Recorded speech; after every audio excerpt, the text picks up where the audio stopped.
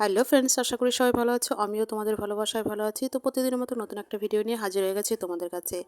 তোমরা দেখতেই পাচ্ছ আমি রাধাকৃষ্ণের মন্দিরে এসেছি। আজকে হলো এইখানে মহোৎসব হবে। তো আমি সিদে নিয়ে গেছি। তো তখন আমি একটা ছোট্ট করে একটা ভিডিও করে নিলাম। দেখো রাধাকৃষ্ণকে দেখতে কত সুন্দর সুন্দর করে তাকে সাজিয়েছে, রাধা মাধবকে। আর এখানে তুলসী দেবী, গৌরনিতাই, অনেক গোপাল আছে।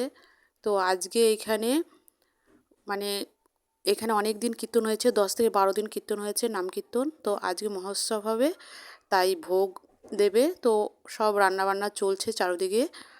আর দেখো ভোগের রান্না প্রায় কমপ্লিট হয়েই গেছে বলছিল ওরা। আর এই যে দেখো যারা বৈষ্ণবদের যারা খাওয়াবে, সে এখন রান্নাবান্নাও চলছে কিছু বাইরের দিকে। আর এখানে পুরো আতপ চালের খিচুড়ি হয়, ঘ্যাট হয়, আর একটা পায়েস হয়, চাটনি। এইগুলো এখানে প্রতিবার খাওয়ানো হয়। তো দেখতেই পাচ্ছ অঘ্রাণ মাসের 25 তারিখ থেকে আরম্ভ হয় কীর্তন। ভাগবত পাঠ হয় এখানে 2 দিন। তারপরে থেকে নাম কীর্তন শুরু হয়, বাউল, তারপরে হবে নীলা কীর্তন, অনেক কিছু হয়। তো সব কমপ্লিট হয়ে গেছে।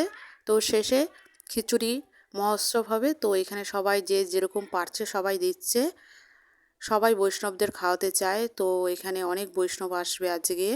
তো এখানে এই যে দেখো, এই যে এখানে সবাই দিচ্ছে, যে যার মতো সাধ্য মতো দিচ্ছে। আর জানো তো এইখানে সবাই দেয়, প্রচুর মানত পূরণ করে, পূরণ হয় এখানে আর কি। সবাই যা মানত করে রাধা মাধবের কাছে সবারই পূরণ হয়। সব মাইকে অ্যানাউন্স করে জানানো হয়।